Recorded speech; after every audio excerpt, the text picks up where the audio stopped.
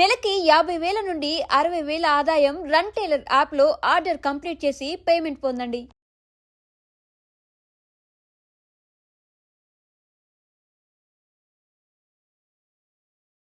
కొత్తగా ఏంటి ఫ్యూచర్ ఏం చేస్తున్నావు ప్రాజెక్ట్స్? ఒక బిజినెస్ ఒకటి ప్లాన్ చేస్తున్నాడు అంటే ఫుడ్ బిజినెస్ ఒకటి.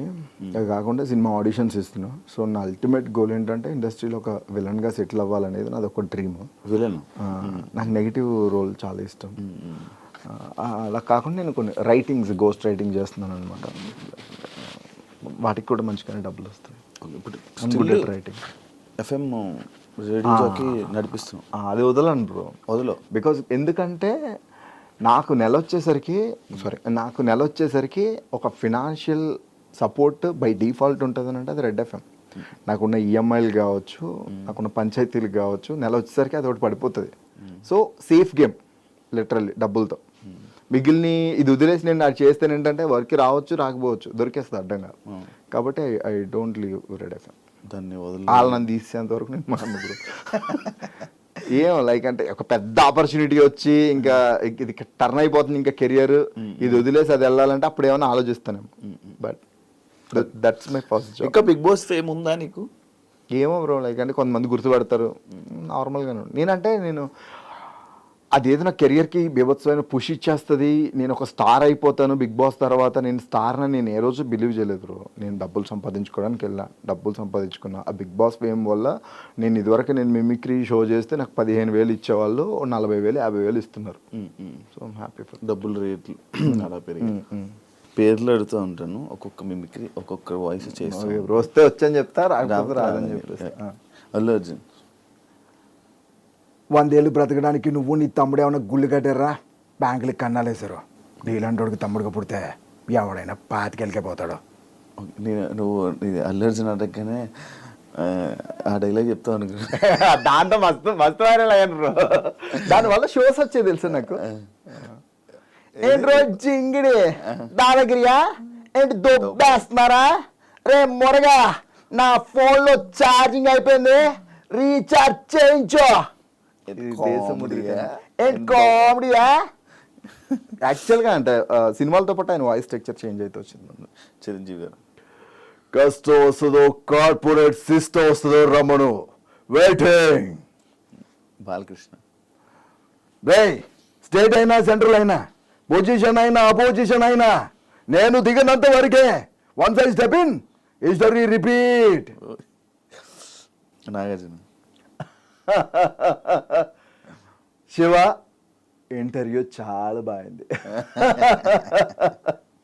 శ్రీగారు కమ్ముకుంటున్న ఈ కారు చీకట్లో నేను మింగేశాయని విర్రబీగుతున్నాయిరా రే పైరవా. ఈ కారు చీకట్లని చీల్చుకుంటూ మళ్ళీ పుడతావురా భైరవా. సూపర్. మన సాయి కుమార్ గారు రులా.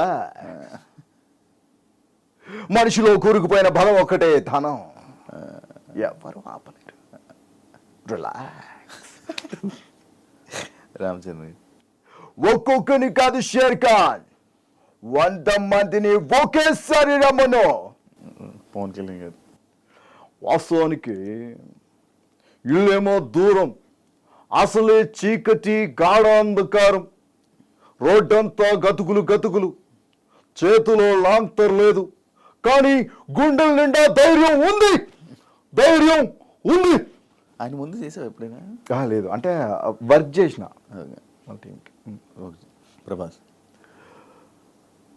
వీలైతే ప్రేమిద్దండు, పోయేదే ఉంది, మా అయితే తిరిగి ప్రేమిస్తారు. Voice too much. ఇది వరకు ఇంకా బాగుండేది బ్రో, ఇప్పుడు టూ మచ్ బేస్ అయిపోయింది. అవును. చెప్పాను కదరా ఇంత బేస్ అయిపోయింది. చాలా టఫ్ అవుతుంది ఇమిటేట్ చేసినప్పుడు. ఎన్టీఆర్గా ఆ రావణుని చంపాలంటే సముద్రం దాటాలా, ఏ రావణుని చంపాలంటే సముద్రం దాటేంత ధైర్యం ఉండాలా, ఉందా? కాదు, ఒక్కొక్క డైలాగ్ తీసుకుని ఆ డైలాగ్ వల్ల వాయిస్ ఆటోమేటిక్గా అలా మారుతూ ఉంటుందా?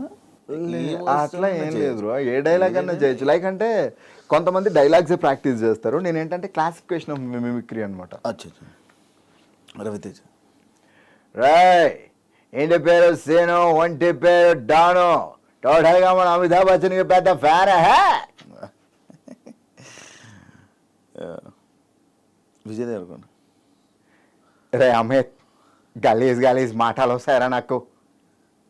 ఆ ప్రీతి నాది, ఆ పిల్ల ఏదైనా అయితే I will be the most affected person. ఏంటనా ఇట్లుంటాయి నాకు జీతాను. ఏంటి ఎంతమంది వచ్చారు? నా కోసమే. నాకు తెలిసి మీరు అందరూ నన్ను కొట్టడానికి వచ్చిన వాళ్ళు కాదురా. గొడవ స్టార్ట్ అయ్యాక దొమ్మిలో కలిసిపోయి దొరికిన వాడిని దొరికినట్టు కొట్టి తీటా తీర్చుకోవడానికి వచ్చిన వాళ్ళు కొంతమంది.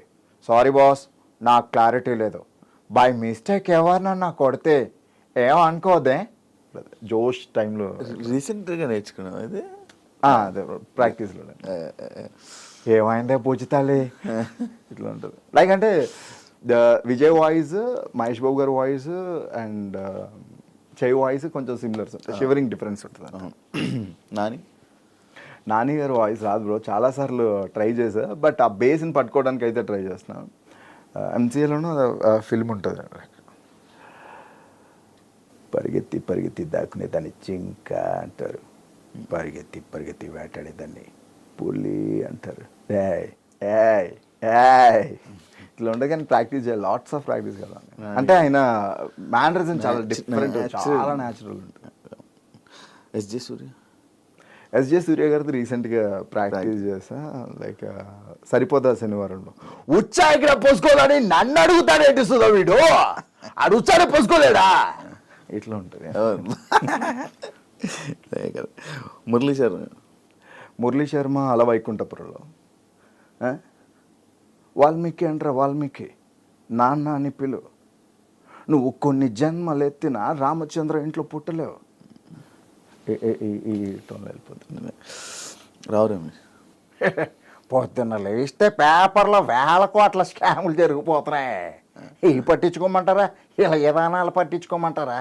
మొన్న విజయవాడ పెళ్ళిలో క్లాస్ మంచినీళ్ళ కోసం ఎంత కూడా చేసాడు ఎరా, ఎవరికన్నా చూపించండి రా, అలా వదిలేకంటారా బాబు. రీసెంట్ సీతం బకెట్లో సప్తగిరి అబ్బబ్బబ్బబ్బబ్బబ్బా, వచ్చిందండి చిన్నారి పెళ్లి కూతురు. ఒరే అజామో, ఆ బిర్యానీ తిని దానికి మామూలుగా ఉండదు.